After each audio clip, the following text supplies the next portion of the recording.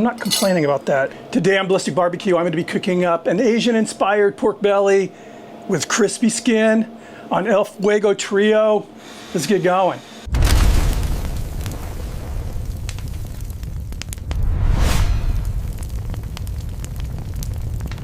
First off, thank you Lone Star Grill for sponsoring this video, and I want to emphasize that this is Asian-inspired. I'm not claiming this to be an authentic Cantonese recipe, but it's heavily inspired by Cantonese-style pork belly. So I have here, it's a little over 11-pound pork belly. 30 hours ago, I simmered this fat down in shallow water in a hotel pan, and I just cooked it until the skin got nice and soft. And then here's the rest of the process that I did prepping it for this cook. So after I took it out of the water, I went ahead and scraped the skin with a knife just to scrape off anything that shouldn't be on the skin. Shocked it in some cold water, and now I'm going to pierce holes into it with this medieval torture device. And I don't want to drive it all the way down to where I'm going through the meat. Just kind of pop it in here.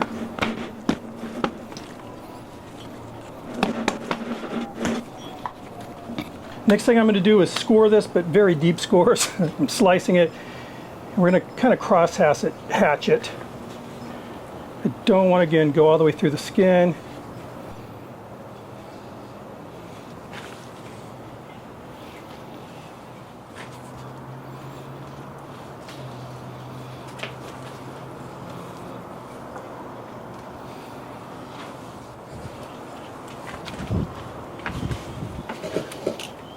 All right, let me get this out of the way, clean up the cutting board, and we're going to make up a nice marinade. All right, in my bowl, 1 cup of really good soy sauce. And this is not an authentic recipe at all. I'm just totally riffing here. I love Asian food, and I have a bunch of leftover Asian ingredients. So here I'm adding some ponzu, probably a couple tablespoons of this, some white miso paste,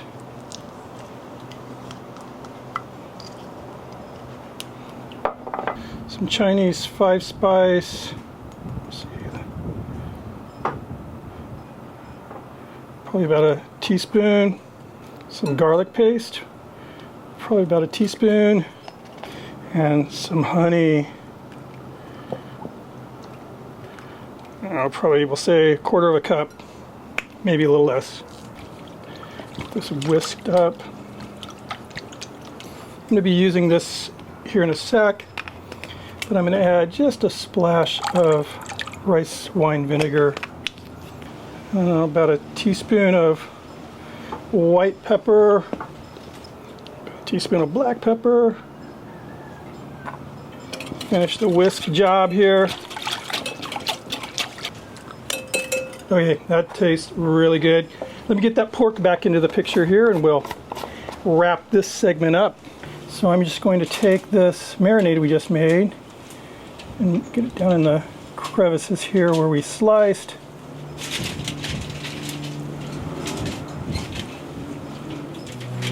Just going to rub it all over the surface. Flip this over. Let it skin up now.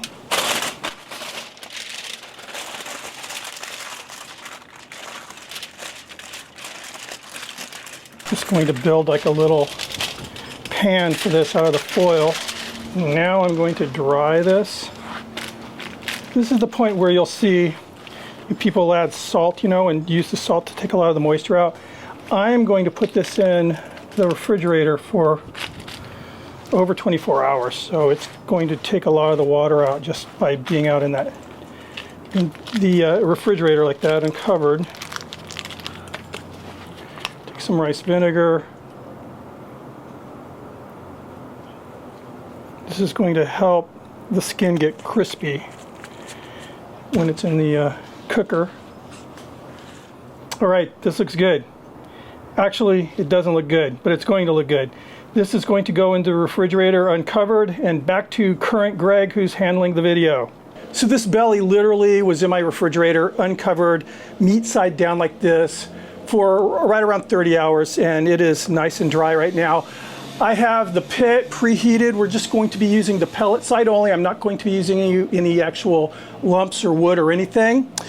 Have it preset for 375 degrees Fahrenheit for this first part of the cook. Let's get it on the pit.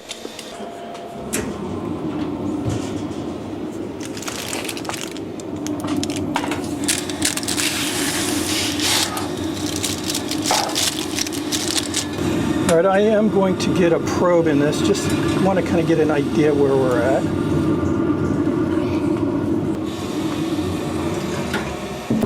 All right, for this first part of the cook, I'm going to go about 30 minutes at this 375 degrees Fahrenheit. Obviously, we're not going to get a whole lot of smoke on this cook. For those who want to know, I'm using hickory pellets, but this really isn't that much of a smoke. I'm using the cooker more as a cooker right now. It's in that foil bathtub, so it's just going to be cooking in that foil. After about 30 minutes, then what I'm going to do is crank up the heat to about 425 degrees. Again, right now it's 375, and we're going to try and get that skin nice and crispy. So fingers crossed on that. Overall target temperature, I'm going to be looking at something in the 180 degrees Fahrenheit, maybe even a little higher than that range. All right, we just hit 30 minutes. Won't let you know, I went ahead and just pulled that thermometer out. You know, with all the scoring I did on the meat itself, I was getting a lot of false readings on the temperature, so I'm going to be relying on time and then an instant read as far as doneness. But what I'm going to do now is pull the meat and get this cranked up to 425 degrees, and then I'm going to put the meat back in and hopefully get a nice crispy skin in the process.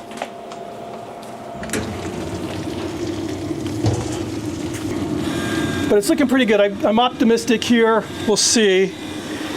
Smells amazing.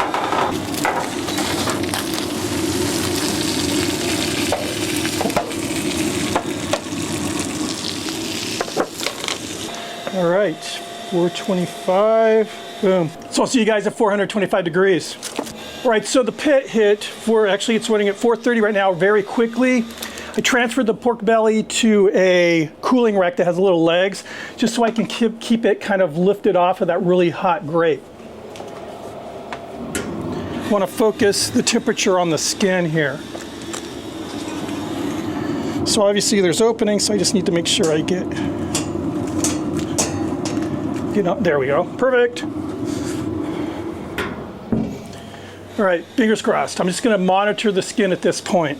All right, it's been about 25 minutes now, and I started to get a little concerned about 10 minutes in, and then all of a sudden I started to hear what sounded like popcorn, and I'm going to pull it now. It seems to have stopped bubbling, for lack of a better explanation, but I'm pretty happy with how it turned out.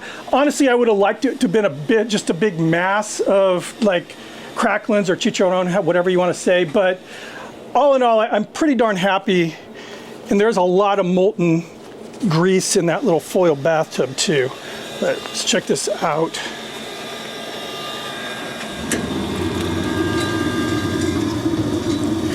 And it is rolling, boiling grease right here.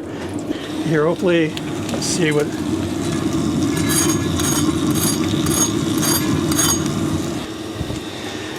I'm pretty happy with this. I really am. You know, considering that it's a barbecue with the heat coming, you know, from the bottom for the most part. But it is, again, I left this top shelf in thinking that would help radiate a little heat down.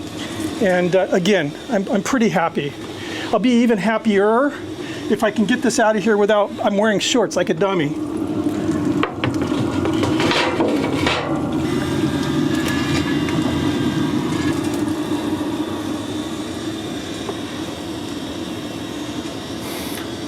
The smell, wow. I'm stressing out right now. This was stressful. All right, let's take a look at this. I'm pretty happy. Get a little blotted up here. Scary stuff is this oil in this little foil bathtub. So yeah, look at that. I mean, it looks pretty darn good. Pretty darn good. I'm happy. I mean, again, I would have loved for all of this just been blistered out like this, but I'll take this. So part of me is feeling like I chickened out just a little bit, but right here there's, you know, a divot in the skin. It's kind of recessed down, and the grease was pooling up in there, so it just wasn't popping like all this was. I think if I would have waited a little longer, it would have, but my concern was then all this stuff would have got real burned. So I'll cut my losses and take what I have here, but this looks like it's just going to be amazing. And again, the smells. So what I'm going to do now is I'll let this rest just a little bit. I'm going to try to drain this foil bathtub without burning myself. If you see me back here at the cutting board, you'll know that I'm not at the ER. So hopefully I'll see you in a bit. While this belly was resting, I was kind of debriefing in my head the cook.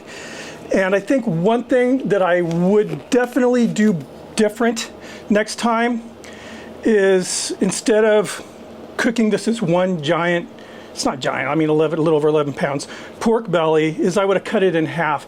The reason is it wasn't fitting that good in the hotel pan when I was going through the boil the skin step, you know?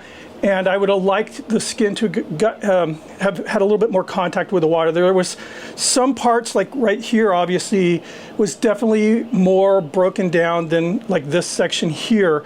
And I think that would have definitely impacted the entire cook, the way this crust turned out. But I'm not complaining about that. I just wish it was a little bit more dramatic. So let's get this cut up and give it a try.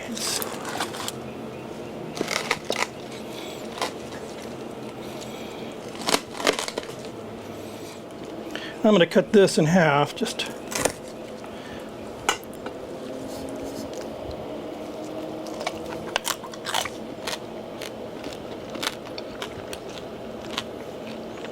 little bit of that crispy skin. Marinade is really good. The 5 spice definitely coming through. You know, it's got some sweet, it's got some savory. It's very well balanced. It tastes very Asian. And again, I acknowledge that, you know, it's not an authentic recipe. I was just sort of throwing things together. Skin's good. Another thing I think I would have done differently is, you know, I learned later, actually this morning, I was looking at some more recipes, and there's kind of a standard that the Chinese are looking for when picking out a pork belly, and it's like 5 layers or something like that. So they want to see, you know, 5 layers of the lean, of the meat. This one had a pretty darn thick cap of fat, and I think I would have tried to, you know, look now in the future. I'll look more for that type of, again, that 5 levels of goodness, I guess.